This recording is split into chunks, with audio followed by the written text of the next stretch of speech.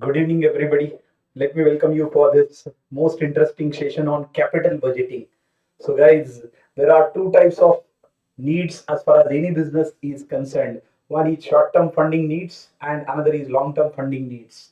When we talk about the short term funds requirement for any business, that is usually termed in financial management as working capital decisions, which is going to ensure liquidity for a business. And another one is capital budgeting needs, where business is supposed to invest for long-term needs, at the same time for acquisition of capital assets, long-term assets or fixed assets, and that itself is called as capital budgeting. So we are going to deal with the second part there, that is capital budgeting, which is popularly called as capital investment decisions or capital expenditure decisions. Now students, as I just told you, that it is very much clear that capital expenditure decisions are nothing but the decisions which involves acquisition, creation of long-term assets, fixed assets, or you can say that non-current assets like land and building, plant and machinery, furniture and fixture, and you can say that a number of capital investment decisions which involves huge amount of money.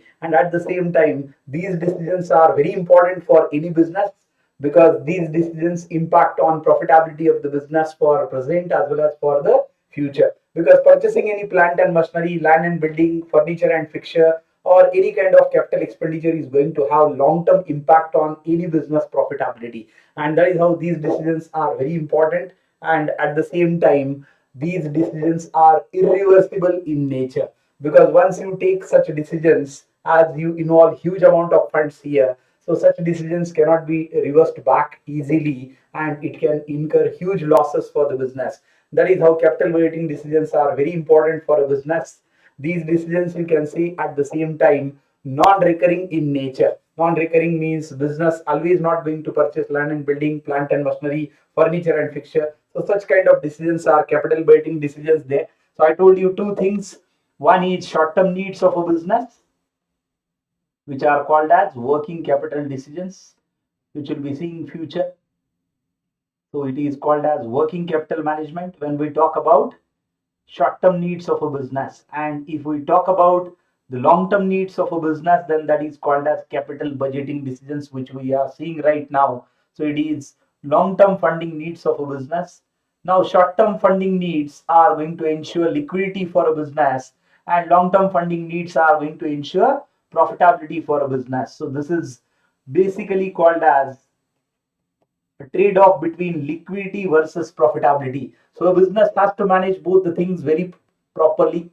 A balance has to be achieved for the business there when we talk about liquidity and profitability. Now what is given on your screen, you can check it out. Capital budgeting is what? It is the process of companies which use to evaluate proposed major projects or investments by analyzing their expected cash inflows and outflows. So what is capital budgeting? It is nothing but a process companies use to evaluate. So capital budgeting or capital investment is nothing but a process which is going to be used by the businesses for evaluating major business proposals in terms of capital expenditure proposals by comparing their cash inflows to the cash outflows.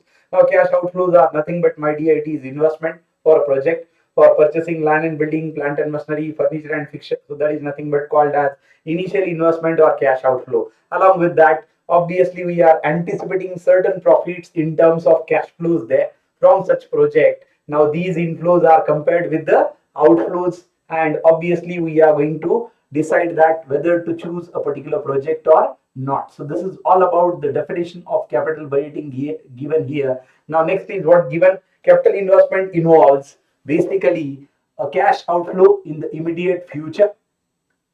So capital investment involves a cash outflow in the immediate future in anticipation of returns in terms of cash inflows for the same. So that is what the capital budgeting process there. So when we talk about capital budgeting, as I told you, these decisions nothing but involving creation, acquisition of long-term assets or fixed assets. And when we are going to purchase any kind of long-term assets, obviously money involved is huge, and then we are going to compare the returns which we are investing right now with the expected returns which will be generating in the future in terms of cash inflows. So when we are seeing this particular topic, we are very much concerned with these two terms One is called as cash inflow and another is cash outflow. So it is the two things there which are going to be compared, that is cash inflow and cash outflow. These are the two basic things which we are going to see when we are going to see this particular topic called as capital budgeting for acquisition, creation or purchase of fixed assets or long-term assets here. And at the same time, why these decisions are taken, what are the key takeaways. You can see on the screen there. Number one, capital budgeting is used by companies to evaluate major projects, major capital expenditure projects and investments such as new plants or equipments. Along with that, this process involves analyzing a project's cash inflows and cash outflows, which we just compared with each other, to determine that whether the project should be undertaken or not. And obviously, the basic aim of any business is nothing but maximizing shareholders' wealth. So, whenever you are talking about maximizing shareholders' wealth, then you should accept such project which is going to add to the shareholders' wealth, that too in present term, that too in terms of time value of money, that too in terms of present value of money, then only such project is accepted, otherwise not. And the third one, the major methods of capital weighting includes discounted cash flow and non-discounted cash flow techniques, which I just told you. Time value of money, students, is nothing but a bird in hand is worth two in the bush. So it is simply giving more importance to the present than the future, because present is something very certain which is in your hands, and future you are just imagining, and that is how it may be yours or it may fly away. Hence, a bird in hand is worth two in the bush, and hence present income is more important than the future income. That is what the meaning of capital budgeting here. That is what the meaning of time value of money here. So present income is more important than the future, because present is more certain than the future, because future is always uncertain. We don't know, the two birds which are there in the bush may fly away when we are going to catch them, but the one which is in your own hand doesn't fly. At the same time, it is your fixed income, it is your certainty, and that is how a bird in hand is worth two in the bush. That is what the terminology which is there for explaining the time value of money. Now, further, it is given purpose of capital budgeting. Why capital budgeting is done? As I told you, nothing but for maximizing shareholders' wealth. So, number one is given maximize profitability, and then maximizing shareholders' wealth by accepting any kind of land and building, plant and machinery, furniture and fixture, which is going to increase the productivity of the business, and that way around the profitability is going to be increased. Requires resource allocation there. As I told you, capital budgeting is nothing but the allocation of long-term funds of a business, whereas working capital is nothing but allocation of short-term funds of a business. Risk assessment. Now, whenever you are going to purchase any kind of fixed assets, long-term assets or capital assets, a number of investments, numerous investment options are available always in the market, but you are going to choose that one which is going to minimize the cost and maximize the benefit, and at the same time which will be minimizing your risk as well. So that is how it is saying that to quantitatively assess the potential risk associated with each investment and ensures that the expected returns justify the risk involved, then only accepting such project is, I think, again nothing but one of the purpose of capital weighting. And finally, long-term growth, because when you are purchasing any kind of fixed assets, long-term assets, the economic life is used to be 5 years, 10 years, 15 years, 20 years, more than 20 years down the line, and that is obviously impacting on profitability and long-term growth of the business. And that is how to make informed decisions that drive the company's long-term growth and competitive advantage. That is nothing but capital weighting decisions purpose. Again, few examples they have given. What is capital weighting? As I told you, nothing but it is acquisition, creation or purchase of fixed assets, long-term assets or non-current assets. Building a new manufacturing plant is a capital weighting decision. Purchasing new machinery or upgrading your running equipment there. Acquiring another business or a significant stake in the external venture. These are nothing but other examples of capital weighting, which is part and parcel of theory. And finally, investing in research and development. R&D is a very continuous area these days. If you check out pharma companies or any FMCG companies, they are very much involved in R&D.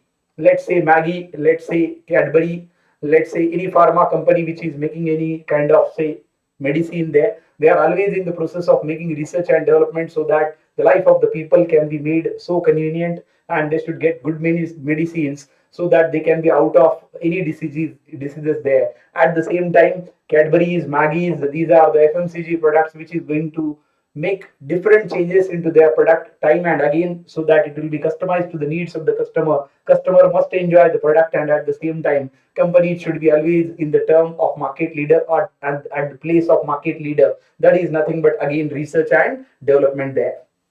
Next to that, importance of capital budgeting mentioned into three part there. Number one is cost, time, and irreversibility. All we have seen, because these decisions involve huge amount of money. At the same time, their impact is on the present as well as on the future. And at the same time, further it says that these decisions are irreversible in nature. Obviously these are complex as well, because you need to make them in terms of anticipation as cash inflows from expected project is concerned. That is how complexities are always involved when we talk about capital weighting decisions. So decisions are based on forecasting of future events and inflows, quantification of future needs, which includes application of statistical and probabilistic techniques. Careful judgment and application of mind is also necessary. That is how these decisions are called as irreversible. Because the basic problem is that when you are spending money for purchasing any plant and machinery, equipment, say land and building, but what kind of benefits it is giving into the future, that is mere a prediction, and that prediction may or may not be 100% true, rather 100% never it is true. That is how it is uncertainty as far as future is concerned, and that is how these capital weighting decisions are complex in nature, because these involves huge amount of money. These are irreversible in nature, and at the same time these are impacting on business profitability in terms of present as well as future, and obviously all these things make them complex. Next, what are the factors which need to be considered for capital evaluation or capital budgeting decisions or capital investment decisions? Number one is initial investment, which we usually call it as cash outflow. So do remember students, initial investment and cash outflow is one and the same thing, and we are always going to compare for checking the technical feasibility of a project, that whether to accept or reject a project. Always we are going to compare the initial investment with the cash inflows, or you can say that you are always going to compare the cash inflows along with cash outflows, and then we are going to comment on the feasibility of the project. Net cash flows, very important term. When we talk about any business, the basic aim of any business is nothing but profit maximization, and further to that, a larger one, a broader one, is nothing but the wealth maximization. Now when we talk about the cash inflows, there are various cash inflows, my dear. Now when a business is there, the first cash inflow is nothing but top line. You usually call it as sales or turnover. That is also nothing but a cash inflow, but that is the gross cash inflow. After that, cash flow before depreciation and tax, which we usually call it as. So it is again a gross cash inflow, because when we talk about net cash inflows, that is the profit after taxes we talk about. That is earning after tax or net profit plus, and another aspect is involved. Few of the expenses which are depreciation, non-cash expenses, which need to be deducted to claim tax benefit and then further to be added back. So when we talk about cash inflows, I need to tell you few things here. So few types of cash inflows here I'm telling you. Number one, if in the question it is given direct cash inflows, which we call it as net cash inflows, means nothing we need to do in this particular case. When we talk about net cash inflow, my dear, what does it mean? Means it is profit after tax plus depreciation. So do remember students, when we talk about cash inflows or net cash inflows, we always want to achieve it is cash flow after tax plus depreciation. That is what the combination. If this is given in the question, then our task becomes easy. If this is not given, then we have to arrive at this particular point. Then only this amount can be compared with the cash outflow for talking about accepting or rejecting a particular project is concerned. So do remember students, our first focus is net cash inflow, which is nothing but a combination of PAT plus depreciation. Why depreciation is added? Depreciation is a non-cash expenditure which is first deducted for claiming the tax benefits and for arriving at the right value of any fixed assets, any tangible assets in terms of long-term assets like land and building, plant and machinery, furniture and fixture, because these assets are bound to be depreciated with the passage of time. But do remember, here we are not going to spend money anyways, and that is how depreciation is popularly called as a non-cash expenditure. So accounting profit is another thing which we talk about the bottom line there, profit after tax. But when we talk about cash inflows, we are always concerned with net cash inflows, and the net cash inflow equation says that it is profit after tax plus depreciation. So that is the first cash inflow which we need to know about. Second is the gross one, which I told you, that is nothing but it is starting basically with top line there. So हम जो top line के साथ शुरुआत करेंगे जिसको हम क्या बुलाएंगे, सेल्स और revenue, turnover we can call it as. Even it is a kind of, again you can say, cash inflow, but obviously when we talk about turnover, then turnover need to be converted further. Turnover minus all operating expenses, it is cash flow before depreciation and tax. Then further depreciation need to be deducted, then tax need to be deducted, and finally depreciation need to be added, because our focus is to arrive at cash flow after tax, profit after tax, earning after tax, net profit, then add back depreciation as a non-cash expenditure. That is our target, is nothing but net cash inflow. So I'm talking about sales or turnover here. So this is what the equation from sales or turnover. First I need to deduct all operating expenses of a business, which will give me further cash flow before depreciation and tax. Further, I need to deduct depreciation from that. So this is another type of cash flow. So it is cash flow after depreciation minus I need to deduct tax here. So now it is cash flow after tax, and into this I need to add back depreciation as a non-cash expenditure. Now I will arrive at my net cash inflows, which is my focus there. So the same is arrived here. So this is second cash flow, my dear. In terms of top line, if it is given, this entire procedure need to be repeated so that we can get the net cash inflow. The first one is net cash inflows are given in the question. It's very easy for us to solve the question because net cash inflows are given. But if it is given in terms of top line or sales, this way we need to calculate sales minus operating expenses is cash flow before depreciation and tax.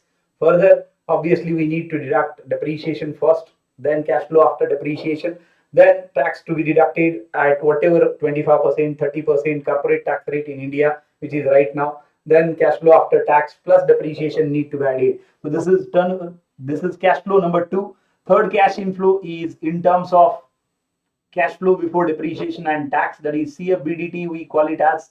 Again, it is a type of gross cash inflow. Now it is given cash flow before depreciation and tax. So the task is a bit easy as compared to number 2, that is turnover or sales or top line here. Now here just you need to deduct depreciation first, then tax, and then add back depreciation and arrive at net cash inflow. And cash flow number 4. So all these 4 types of cash flows are provided in the question there. So fourth is PAT. If it is given in the question, that is PAT, net profit or earning after tax, then just you need to add back depreciation to arrive at net cash inflow. So this is our focus, my dear. So do remember, anyways we need to arrive at net cash inflow, which is PAT plus depreciation. So if it is given in terms of only top line, then do this entire procedure which is written on the right hand side, which you can see here on the screen. So first is sales, then you need to deduct operating expenses there, then obviously it is cash flow before depreciation and tax. So first deduct depreciation, then deduct tax, then add back depreciation. That is what the process to arrive at net cash inflow. So students, whenever any question comes in capital budgeting, always our first task is to reach at net cash inflows, because that is the thing which can be compared with the cash outflow when we talk about the technical feasibility of the project. So 4 types of cash inflows I described here. Cash inflows are nothing but the desired returns from a particular project after doing any investment in terms of initial investment or cash outflow. So number 1, it is gross cash inflow, that is in terms of sales or turnover or top line, you can say that what is the procedure to arrive at net cash inflow, just we have seen. Second, say it is given in terms of PAT or earning after tax or net profit, just add back depreciation, task is done. Third, if it is cash flow before depreciation and tax, then deduct depreciation first, then tax, and then add back depreciation. And finally, if it is given in terms of direct net cash inflow, means your task has made easy and you need not do anything except further procedure by comparing the inflow with the outflow. And then obviously there are 2 methods, one is discounted and another is non-discounted. So this is all about net cash inflows, my dear. Never forget it, because this is the soul of capital budgeting when we talk about cash inflows. So we always want net cash inflows in terms of cash flow after tax plus depreciation. Then no matter which kind of cash flows are given, but we need to arrive at this particular point. Then only the comparison is possible with the initial investment or cash outflow for accepting or rejecting a particular project. So CF80 plus depreciation, this equals the cash inflow generated by the projects at various points of time. Generally, CF80 is equal to PAT, that is profit after tax plus depreciation. And that is how I just told you we need to arrive at this particular thing. Next is given project life. We all know economic life of a project is there. Say a plant and machinery, maybe 10 years, 15 years down the line, it is having the life. And after that life, obviously it is having a salvage value, residual value, or a scrap value. Just for an example, let's assume that you purchased a car which is having economic life of 15 years. You purchased the car in 2010. Right now 2025 is going on. So obviously the car is, now you can say that it will be, the economic life will be done. Then also the car will be having certain value in terms of scrap value. The structure of car is there. That scrap value is also called as salvage value, residual value, or it is called as scrap value. So scrap value, salvage value, and residual value is one and the same, and that is nothing but the value of the particular fixed assets after its economic life is over, after its basic life is over. And that is what project life you can say. And then after project life, what is remaining is terminal value of the fixed asset, terminal value of the fixed asset, salvage value, scrap value, or residual value. That is what another thing given here. And next that they are talking about time value of money, which I just have spoken about, that a bird in hand is worth two in the bush.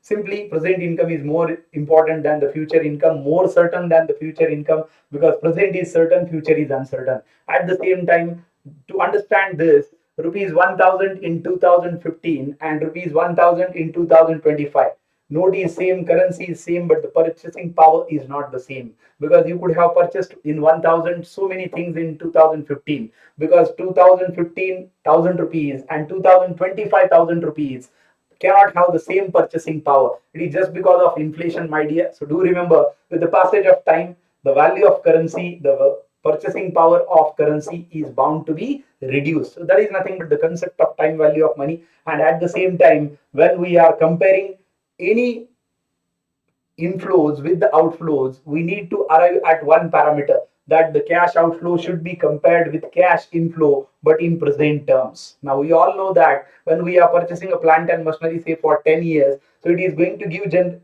is going to generate returns for coming 10 years. But right now you are saying spending money for it, say 1 crore, 5 crore, or 10 crore. Now, this cash outflow will be compared with the cash inflows generated from that particular plant and machinery in terms of present value. And that is how we are going to call it as time value of money. And present is more important than the future and more certain than the future. And the formula to calculate the PV factor, or you can say the formula to calculate discounting factor, is 1 upon 1 plus r raised to n. Let me show you how to calculate it. So here r is nothing but cost of capital or rate of interest. N is equal to number of years. Let me write it down for you, because this is very important. So r is what? Cost of capital or rate of interest. And what is cost of capital is nothing but interest or dividend which is to be paid by the company for raising any kind of capital in terms of owned capital and borrowed capital. If owned capital, then dividend will be the cost. If borrowed capital, then interest will be the cost. So R is nothing but the cost of capital, and N is equal to number of years, my dear. So let's say we are going to check the value of rupee 1 at 10% discounting factor. Value of rupee 1 at 10% cost of capital or discounting factor. How to calculate? The formula is just before you. You can use the calculator as well. 1 upon 1 plus R is 10%. So 10 by 100, my dear. Rest to 1 as of now, because we are going to calculate for first year. So it is 1 upon 1 plus 0.10 now, because 10 by 100 is 0.10 rest to 1. Now it is 1 upon 1 plus 0.10 only, because rest to 1 doesn't make any difference. It doesn't change the equation there. So 1 upon 1.10 is the final value here. And if you divide this, then it will come 0.909. I'm restricting it for 3 decimals there. So this is the first discounting factor. If rupee 1 is received after year 1 at 10% discounting factor or cost of capital or interest rate, then the value of rupee 1 which will be received after year 1, its today's value is only 0.909. Approximately you can say that 91 paisa. So rupee 1 received after 1 year at 10%, today value is less, that is 91 paisa. Now as the time goes up, obviously the value is going to become less and less. Now this power is only going to be changed for second year, it will become 2. The rest of the equation is same, and if you calculate and complete this calculation, second calculation will be arrived at 0.826. So this is the second year discounting factor. If rupee 1 will be received after year 2, its today's value is almost 83 paisa or 0.826 paisa. I'm just approximating it, and then it is calling as 83 paisa. Now you can change the power. In spite of 2, this power will be changed for third year as 3. Now it will come 0.751, means rupee 1 received after 3 years at 10% discounting factor or cost of capital, its today values is only 75 paisa. See students, as the period is passing, as the time is going, obviously the value of currency, the value of money is keep on decreasing here. And that is what the concept of time value of money, and hence it is called as present is certain, future is uncertain, present is important and future is not that much important because it is uncertain and we cannot predict it precisely. Now this 3 is going to change to 4 and this will come 0.683, and for fifth year if you want to take it, it will come 0.621. So these are the 5 discounting factors. How to calculate it, the mechanism is just before you on the screen. It is 1 upon 1 plus r raised to n, where r is equal to nothing but rate of interest or cost of capital and n is equal to number of years. This way around you can calculate the present value of money. Now obviously whatever cash inflows you are deriving after year 1, 2, 3, 4, 5 or 10, you just need to multiply their discounting factor of rupee 1 at 10%, at 12%, at 15%. Obviously as the discounting factor is given, we need to change the denominator here. 1 will be common in the numerator. 1 upon 1 plus 15 by 100 if cost of capital is 15%. If 1 upon 1 plus 12 by 100 if cost of capital is 12%. 1 upon 1 plus 8 by 100 if cost of capital is 8%. And for whatever number of years, you can calculate it this way around. So I can say that the value of rupee 1 at 10% received after 5 years is as below, or you can say simply PV factor of rupee 1. So let me write it down as PV factor of rupee 1, PV factor of rupee 1 or discounting factor of rupee 1 at 10% for 5 years each. So it is year 1, 2, 3, 4 and 5, and the factors are first is 0.909, second is 0.826, third is 0.751, fourth is 0.683 and last is 0.621. So this is how we are going to calculate the PV factor or discounting factor. Don't worry, it may be given in the question in the examination, so you need not worry about it. I just have given you the methodology. If it is not given, how to calculate it, it is simply 1 upon 1 plus r raised to n. So you can calculate it for 10 years, 15 years, and obviously calculator is very much allowed into the examination for financial management. So you can use the calculator there, and this way around you can arrive the discounting factor. So guys, students, this is nothing but the value of rupee 1, which is received after year 1, 2, 3, 4, 5 at 10%, but its today's value is keep on decreasing. Today's value for rupee 1 received after 1 year is 0.91 paisa. After 2 years, if rupee 1 is received at 10%, today's value is 83 paisa. After 3 years, if the rupee will be received, then it is 75 paisa. After 4 years, if it will be received, its today value is 68 paisa almost. And if 5 years after you are going to receive rupee 1 at 10%, then its today's value is only 62 paisa. So whatever are the cash inflows need to be multiplied with these discounting factor or PV factor by calculating it, or if by given into the example into the examination, obviously you can follow the same. So this way around you can calculate the time value of money. Now another part which is given here, I hope you are getting all these things. Next to that is discount rate, which is nothing but the cost of capital. I told you that it is either owned capital or borrowed capital which the business usually raises for running its operations, and The cost which is paid on the capital is in terms of dividend or interest, and same is called as cost of capital, weighted average cost of capital, cut-off rate, hurdle rate. All these are usually provided into the question there. So you need not worry. So 8%, 10%, 5%, 12%, 15%, 20%, whatever is the cost of capital that will be provided in the question. You just apply 1 upon 1 plus r raised to n if the discounting factors, PV factors are not provided. Otherwise, usually they are provided into the examination, so you need not worry about it. Next to that, they have given PV factor and annuity factor.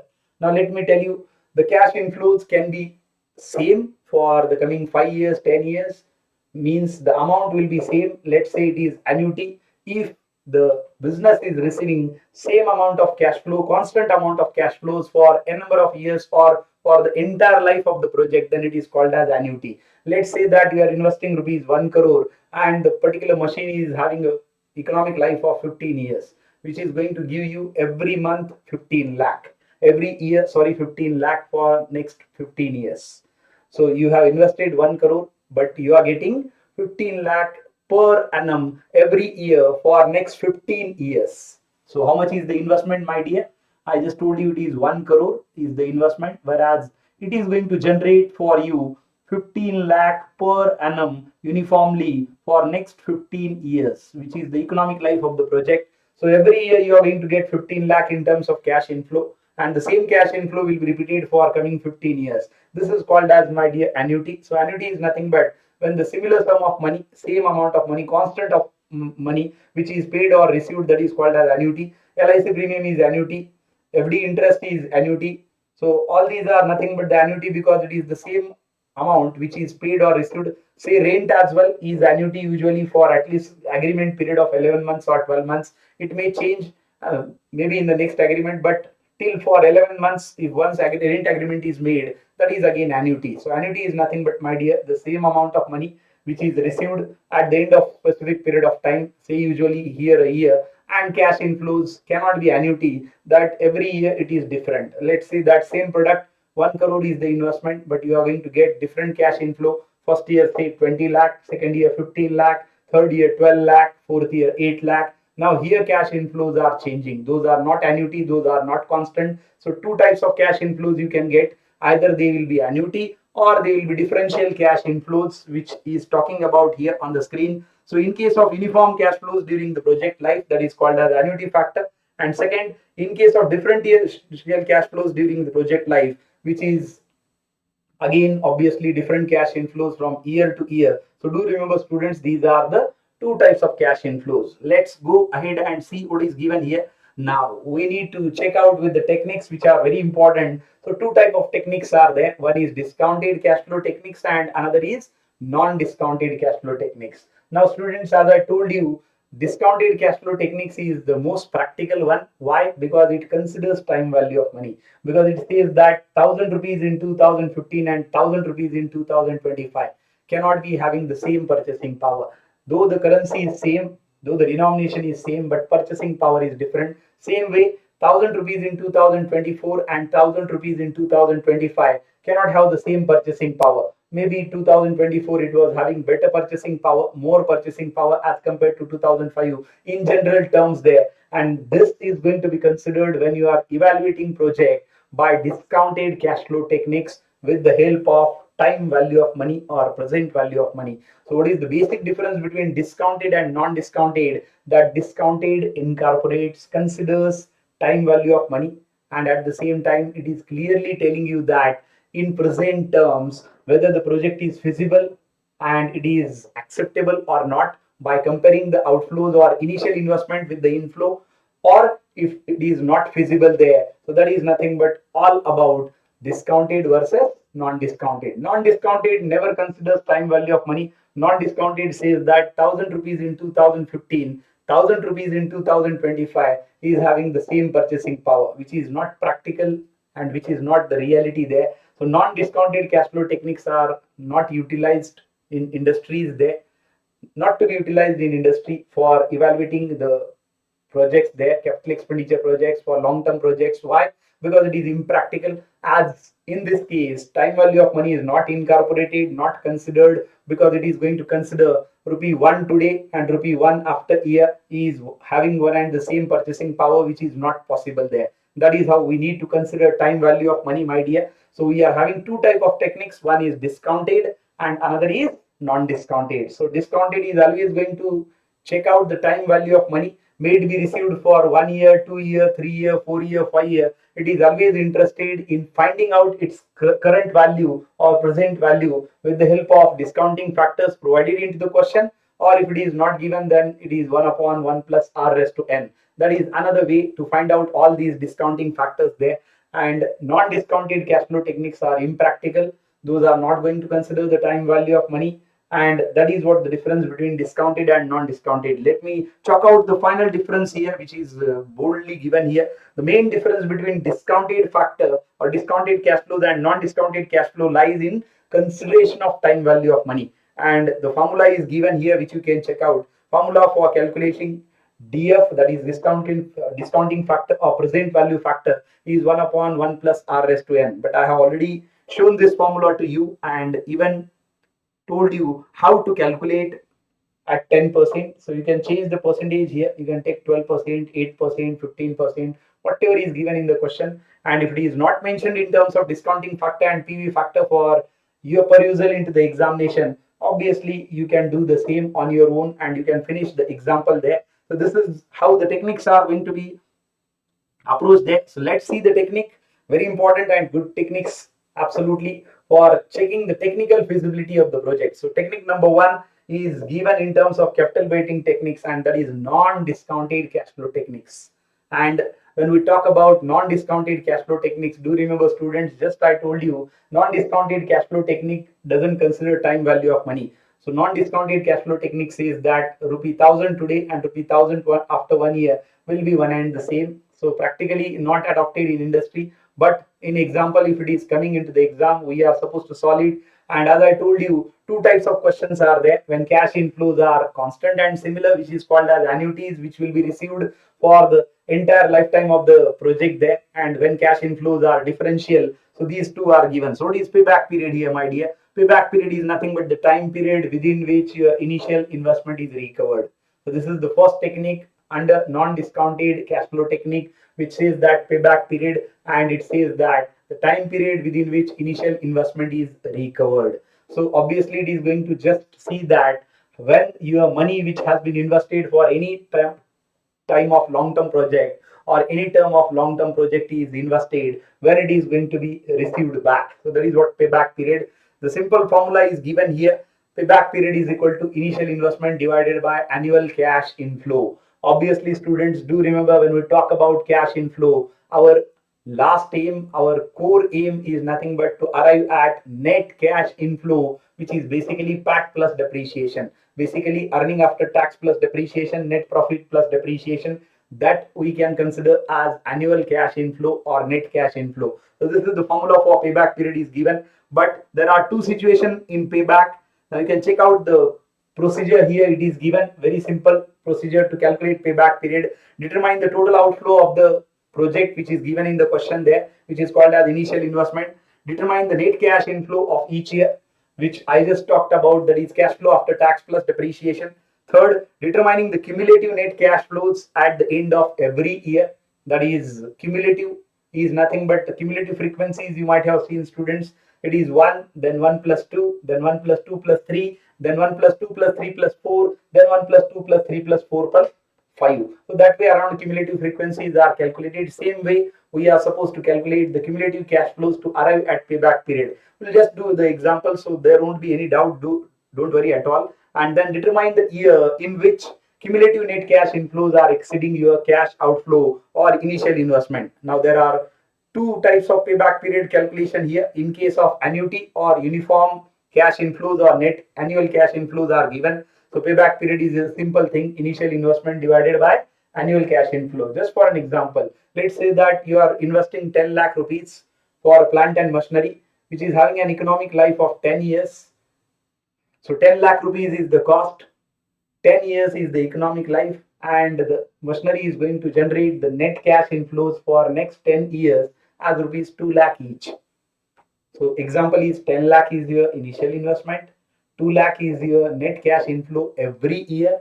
It is same for coming 10 years. So it is the payback period. Payback period is simply that is initial investment 10 lakh divided by annual cash inflow 2 lakh. So 10 lakh divided by 2 lakh, your initial investment is recovered of 10 lakh in 5 years, because 10 lakh divided by 2 will come 5, and obviously it is in years.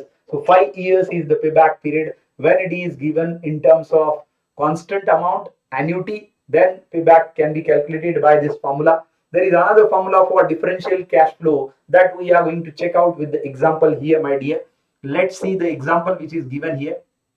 And when payback is accepted, obviously lesser is the payback period, the project is highly acceptable. So say project A and B is there. Project A is recovering the amount of initial investment within 3 years, whereas project B is taking 5 years. Then obviously 3 years is highly acceptable as a standard. So do remember, students, the accept or rejection criteria for payback period is lesser is the payback period, the project is highly acceptable. So that is what it is.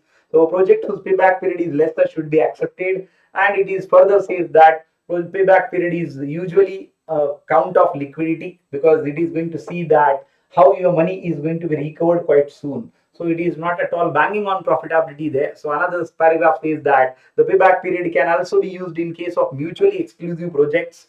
The projects are then arranged in ascending order according to the length of their payback period. Now, what is mutually exclusive? In a toss of a coin, sorry, if head is there, tail will not be there. So the possibility of coming head will automatically reject the possibility of tail. At the same time, if you are throwing a die or a dice, then if number one is coming, remaining 5 numbers will not be there. In a pack of shuffled 52 cards, any one card will be coming by randomly, and other 51 cards will be automatically absent. So these are nothing but, my dear, mutually exclusive events. So when there are so many projects, then you can rank the project on the basis of lesser is the payback period, highly acceptable it is, and at the it is further saying, it may be said that payback period is a measure of liquidity of investments rather than their profitability, because these are focusing on how your investment is coming back, recovering back within a short span of time.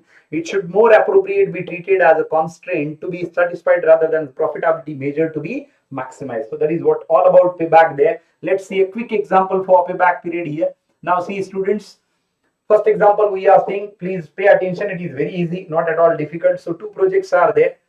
A firm, do remember to read the question very carefully. A firm whose cost of capital is 10% is considering two mutually exclusive projects, X and Y. The details of cash inflows are given below. So X and Y are given, and see, students, the term mentioned here is net cash inflow. So your task is easy, because you need not arrive at any calculations there, because we are already given with cash flow after tax plus depreciation, that is net cash inflows. Year 1, say year 5, it is given already in the question.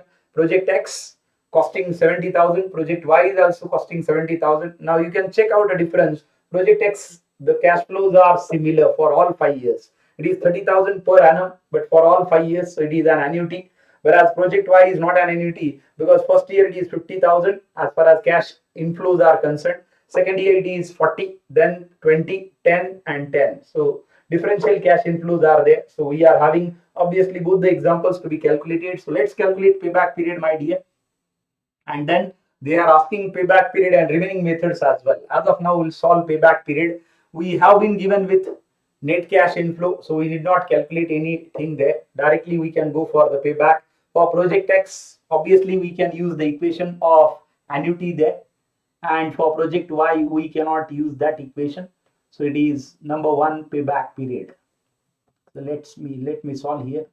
Payback period for X, I can use the formula, that is initial investment or cash outflow divided by annual cash inflow.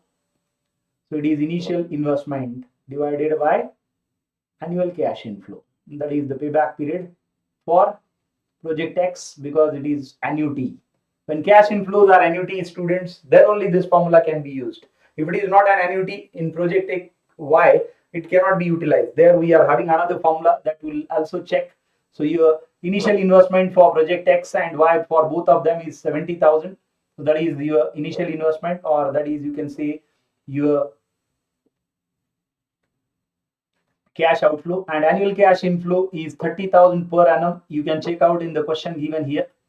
See, 30,000 each for coming 5 years here. So 70,000 divided by 30,000, and your payback period is 7 by 3, obviously, isn't it? So it is 3 2s are 6. 1 is remaining there.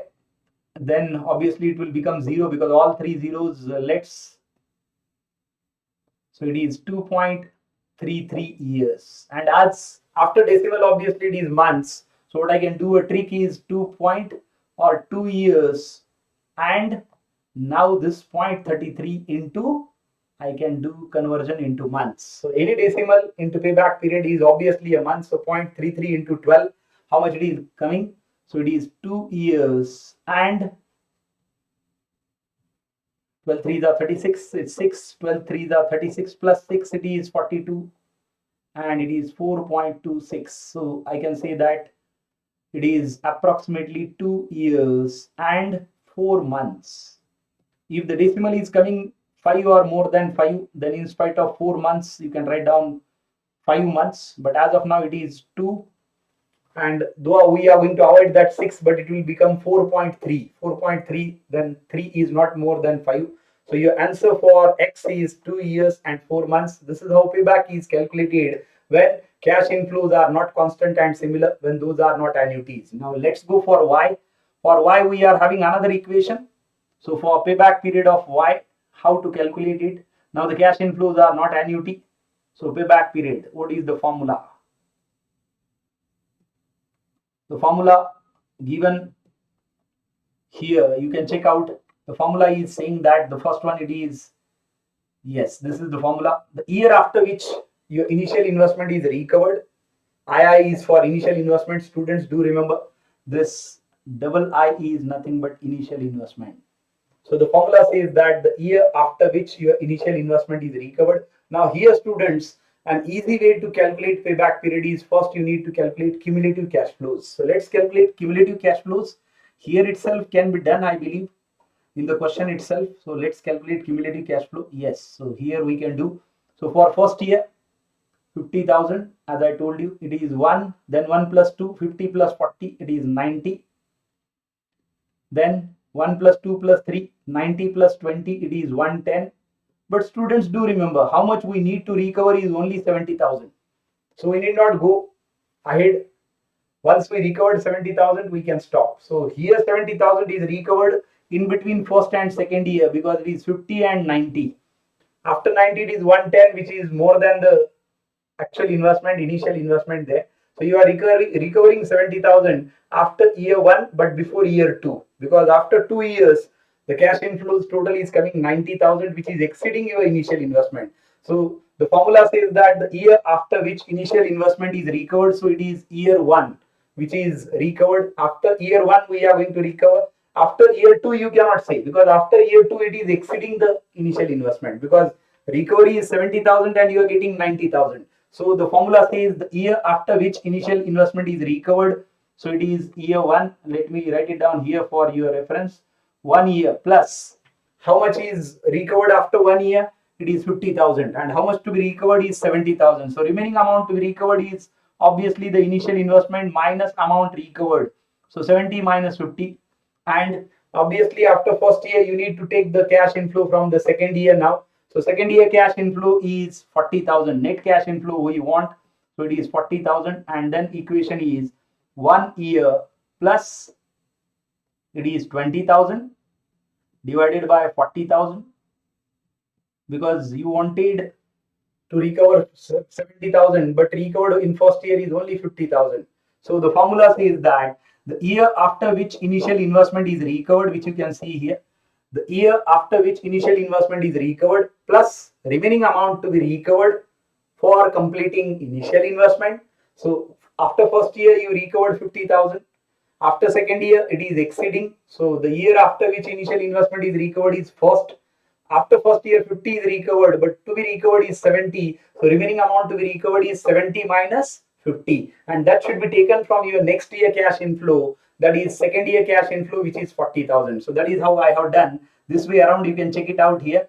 So it is 50,000 1 year plus 20,000 divided by 40,000, so it is 1 year plus 0.5 into, obviously as it is decimal, 12 months now, so I can say it is 1 year and 6 months, 1 year and 6 months approximately. So that is the answer for project Y, my dear. So the same is going to be repeated there. When cash inflows are not constant and similar, it is very much imperative to first calculate the cumulative cash inflows of the given net cash inflows. Do remember, students, the first and foremost need is to arrive at net cash inflow. Then only we can move ahead. So पहले net cash inflow calculate करना है, and net cash inflow is nothing but cash flow after tax plus depreciation.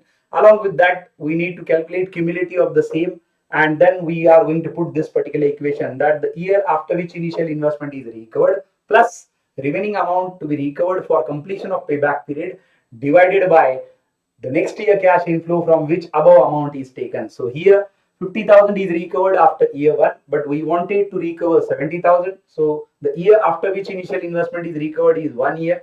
Why not 2 years? Because after 2 years it is exceeding. After 2 years it is already becoming 90,000. So we cannot take 2, we need to take 1, plus remaining amount is recovered. To be recovered is for completing initial investment is 70 minus 50, that is 20,000. Next year cash inflow we need to take help of, that is second year. So obviously when it is here first, do remember here it will be second year cash inflow. If it is 2 here, then it is third year cash inflow. If it is 3 year, here fourth year cash inflow. That is the basic thing here. And obviously the decimal will be coming into months, and this way around payback period is calculated. And which one is acceptable then? Because first is coming 2 years and 4 months. So comparison for X it is coming, it is Y it is coming 1 year and 6 months. For X it is coming 2 years and 4 months. So where your money is recovering fast, my dear? Absolutely in case of project X. Or Y? Yes, it is in case of Y here. So project X and Y are given. Yes, X it is having, check out the payback period, it is 2 years and 4 months, whereas it is here 1 year and 6 months. So payback period for Y is less. Therefore, project X is rejected and Y is accepted on payback period. Project Y is accepted. Reason, students? Project Y is accepted due to lesser payback period. So do remember, guys, this is how it is going to be done. Project Y is accepted due to lesser payback period, and this is how it is calculated when cash inflows are constant and similar, which is called as an annuity, and when cash inflows are differential, when those are not constant and annuity. So this is the way payback period is calculated. I hope you are enjoying this particular lecture. In the next lecture, we are going to see the remaining methods in terms of discounted cash flow techniques. Till then, thank you and have a wonderful time ahead. God bless you.